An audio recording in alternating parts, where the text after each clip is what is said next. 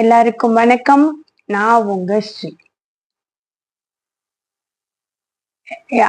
அனைவருடைய கனவுகளும் லட்சியங்களும் விரைவில் ஈடேற வேண்டும் என்று நான் இறைவனை பிரார்த்திக்கிறேன். இன்னைக்கு உங்ககிட்ட ஒரு இதை ஷேர் பண்ணிக்கலாம்னு நினைக்கிறேன். ரொம்ப சிம்பிள். எல்லார்கிட்டையும் எல்லா வீட்லயும் இருக்கிற ஒரு சின்ன பிரச்சனை தான். அதை நம்ம தான் பூதாகரமா ஆக்கி விடை தெரியாம தீர்வும் கிடைக்காம தடுமாறிக்கிட்டு இருக்கும். ரொம்ப சிம்பிள். நம்ம குழந்தைகளுக்கு திருமணம் பண்ணி வைக்கிறோம். அவர்களுடைய வாழ்க்கை சந்தோஷமா இருக்கணும் அப்படிங்கிறதுக்கு தானே திருமணம் பண்ணி வைக்கிறோம். அப்படி திருமணம் பண்ணி வச்சுட்டு அவங்களோட வாழ்க்கையில நாமளே குறுக்கா நின்று அவங்க சந்தோஷத்தை கெடுத்துக்கிட்டு இருக்கிறோம். ரொம்ப சிம்பிள். கேட்பாங்க, தாயா தாரம்மா, பட்டிமன்றம் மாதிரி, உனக்கு அம்மா முக்கியமா உன்னோட மனைவி முக்கியமா அப்படின்னு கேட்பாங்க. நான் உனக்காக எவ்வளவு கஷ்டப்பட்டு உன்னை பெத்து வளர்த்து எல்லாம் பண்ணியிருக்கேன், நீ என்னை இப்படி கைவிட்டுட்டியே அப்படின்னு சென்டிமெண்டா அவங்கள டார்ச்சர் பண்றது ரொம்ப தப்பு. இப்படி யோசிச்சு பாருங்களேன். தாயா தாரமா அப்படின்னு நீங்க கேட்டீங்கன்னா, தாரம் தான் முக்கியம், தாய்க்கு பின் தாரம் அப்படின்னு சொல்லாதீங்க. தாரம் முக்கியம். இப்ப நீங்க உங்க கணவரை விட்டுட்டு உங்க பையன் கூட போய் இருப்பீங்களா? இருக்க மாட்டீங்க இல்லையா? அம்மா நீ என் கூட வந்துரு அப்படின்னு கூப்பிட்டா நீங்க போய் இருப்பீங்களா? இருக்க மாட்டீங்க தானே. உங்க கணவர் கூட தானே இருப்பீங்க. அது மாதிரி தானே. அதுவே அவன் மனைவி நீ என் கூட வா அப்படின்னு சொன்னா கட்டாயம் மனைவி கூட தானே போவாங்க. அப்ப தாரம் முக்கியம் தானே. ஒரு குழந்தைக்கு பால் ஊட்டி சீராட்டி வளர்க்குறோம். ஒரு குறிப்பிட்ட வயது மாதங்கள் ஆனதுக்கு அப்புறம் பாலூட்டுவதை நிறுத்திட்டு அவங்களுக்கு அடுத்த உணவை நம்ம கொடுக்குறோம். அது மாதிரிதான் நம்ம பெற்று வளர்த்து கல்யாணம் பண்ணி வைக்கிறோம். அந்த ஒரு ஸ்டேஜ் வந்தோடனே நம்ம கொஞ்சம் விலகி நின்று அவங்களுடைய வாழ்க்கைய வாழ்றதுக்கு நாம வழிவிட்டு நிக்கணும். நான் சொல்றது சரிதானே? புரிஞ்சுக்கோங்க. ஆனா ஒரு மகனுக்கு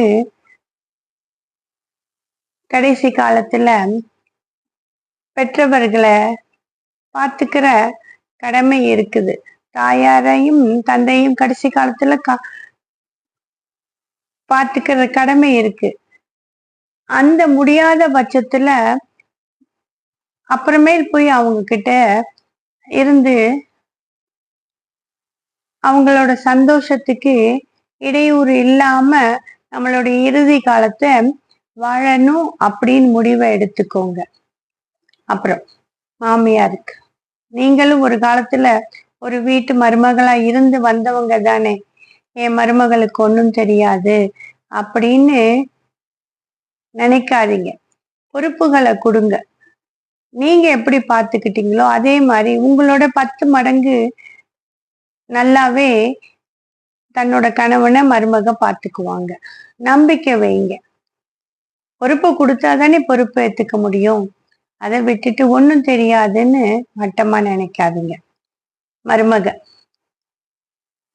எப்படி உங்களுடைய அப்பா அம்மாவை உங்களுடைய அண்ணன் மனைவி தம்பி மனைவி நல்லா நடத்தணும் அப்படின்னு எதிர்பார்க்குறீங்களோ அதே மாதிரி உங்களுடைய கணவனுடைய அப்பாவையும் அம்மாவையும் நீங்க மரியாதையாவும் தன்மையாவும் நடத்துங்க. எப்படி உங்களுடைய அப்பாவையும் அம்மாவையும் யாரும் மரியாதை குறைவா நடத்திடக்கூடாது அப்படின்னு நீங்க இருக்கிறீங்களோ